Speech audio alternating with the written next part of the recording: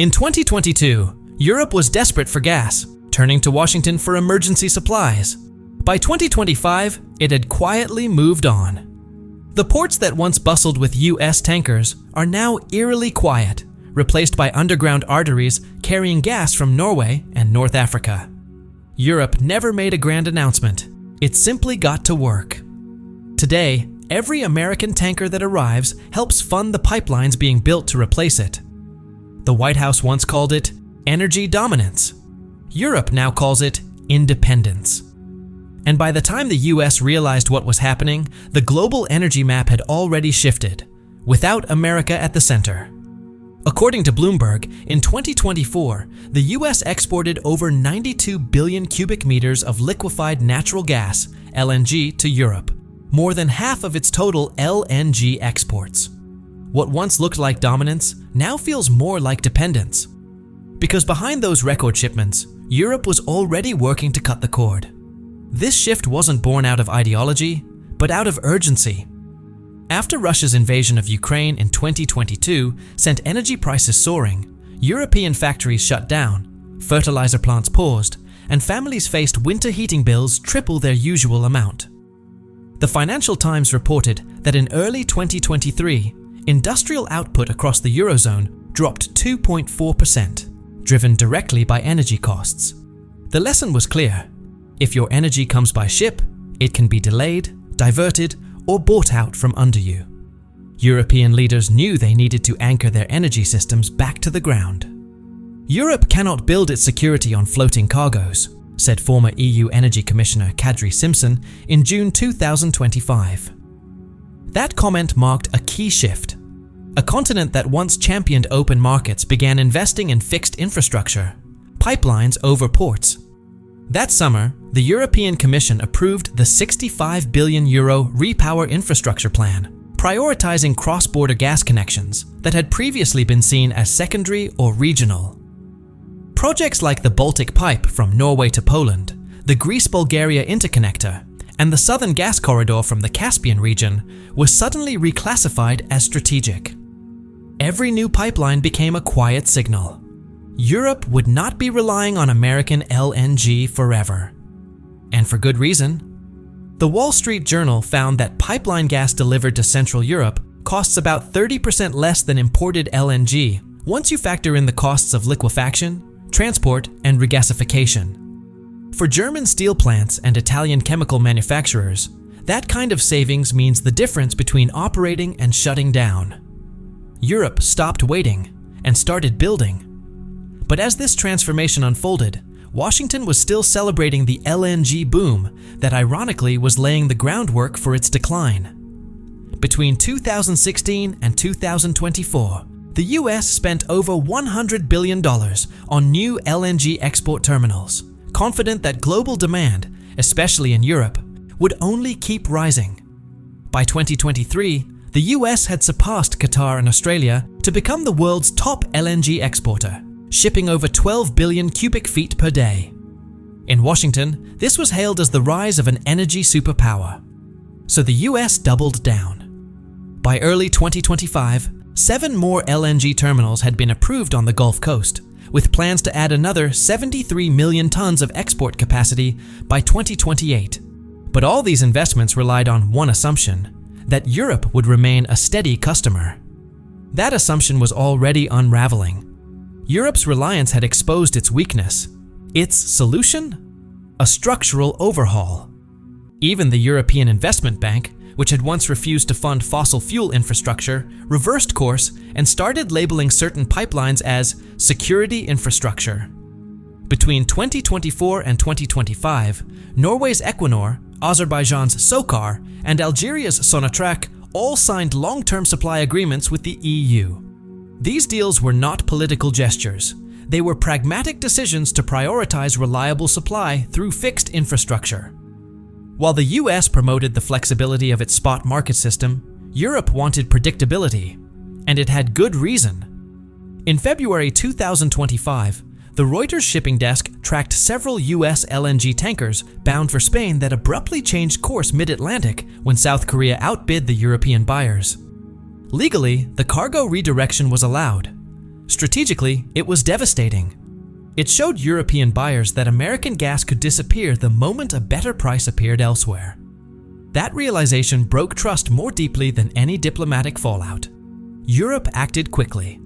It expanded gas storage, enforced minimum reserve levels, and ramped up its interconnector program. By October 2025, Bloomberg reported that gas storage stood at 82%, lower than the previous year, but now better distributed across the continent thanks to new internal pipelines. Energy security was evolving, from a marketplace to a network. Meanwhile, the center of gravity in global gas supply was shifting eastward.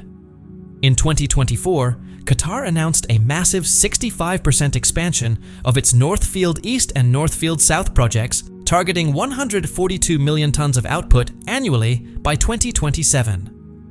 The IMF called Qatar's gas production the cheapest in the world, giving it an unbeatable price edge. These Gulf contracts run for 20 years or more and are tied to stable oil prices, not the volatile spot gas market.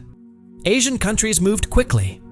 Between 2023 and 2025, China alone signed more than 27 million tons per year in new long-term LNG deals. India and South Korea followed, locking in similar long-term arrangements with Qatar Energy and Russia's Novatek. These are not just trade deals, they are strategic partnerships with energy price tags. But the US stuck to its model, continuing to export mostly on short-term, flexible terms. Washington believed that flexibility was a strength. But in the energy world, flexibility without strategy can become vulnerability. By mid-2025, Qatar's coordinated expansion and Russia's fixed pipelines had created a new center of gravity for global gas. In contrast, the US, fragmented among private exporters chasing quarterly profits, struggled to play the long game. Qatar plays chess. America plays checkers. Energy economist Jason Bordoff told Bloomberg in the spring of 2025. That comment captured what traders already suspected. The US model, while powerful, might be short-lived. Europe, meanwhile, was turning that insight into long-term strategy. Italy's Transmed pipeline from Algeria doubled its capacity to 36 billion cubic meters per year. The Greece-Bulgaria pipeline now pushes Caspian gas northward, helping integrate the Balkans into the EU's energy grid. By 2026, Brussels expects these new routes to deliver up to 70 billion cubic meters per year, nearly enough to fully replace US LNG imports. This is how global influence shifts, not with speeches or sanctions, but with steel and infrastructure. Still, the American export boom hasn't stopped.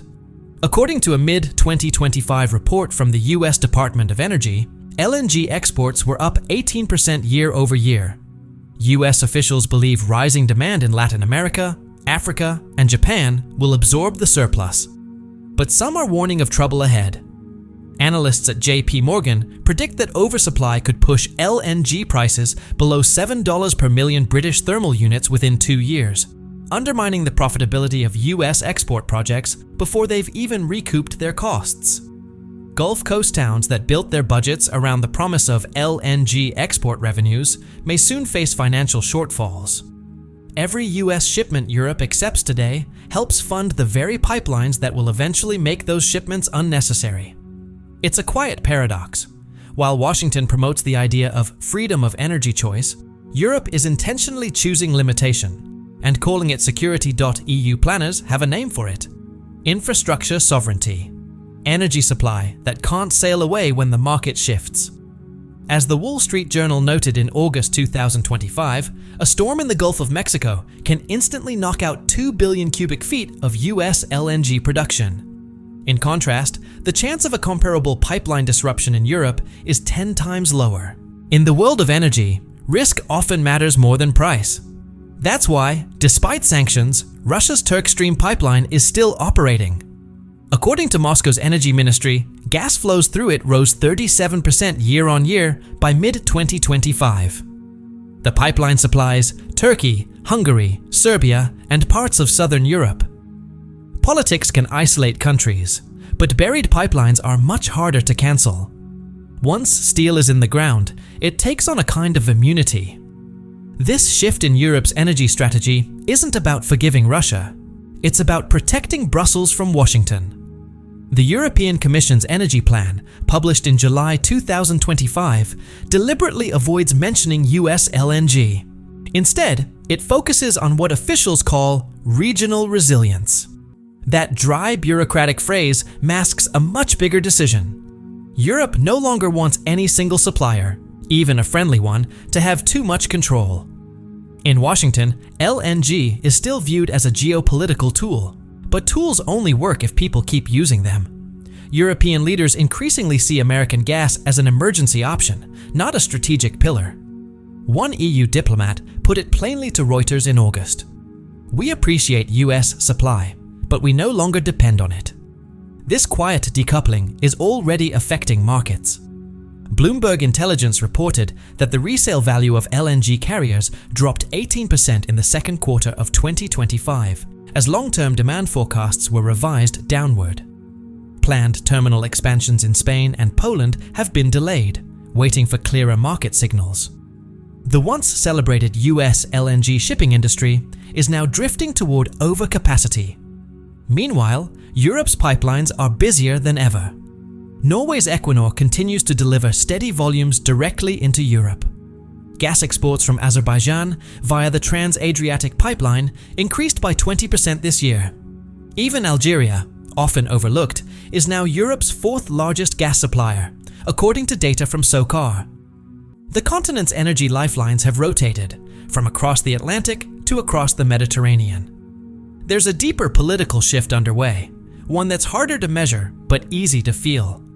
By reconnecting to its neighbors instead of relying on distant partners, Europe is regaining something it had lost: strategic calm.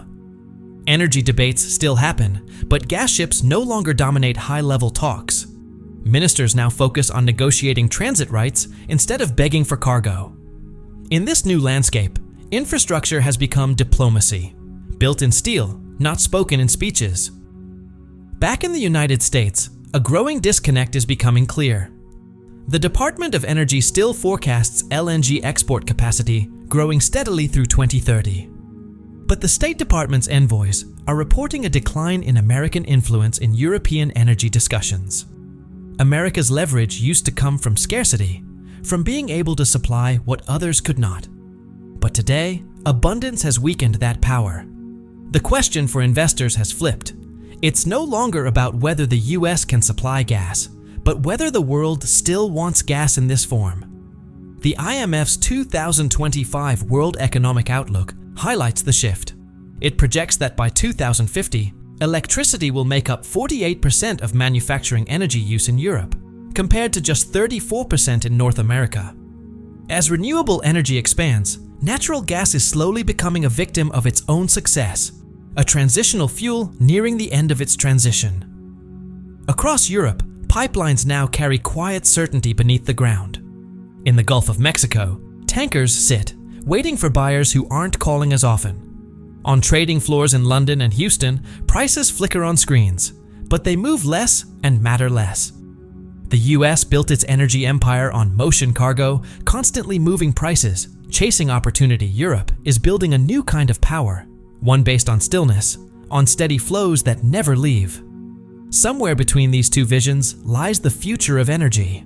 One world shipping gas in endless circles, another anchoring its fate to the earth beneath it. And now, the question, once whispered, is being asked out loud in Brussels and Berlin. When the next crisis hits, will America still be the lifeline Europe needs? Or just a fleet of tankers drifting, full and directionless, toward a world that's already moved on?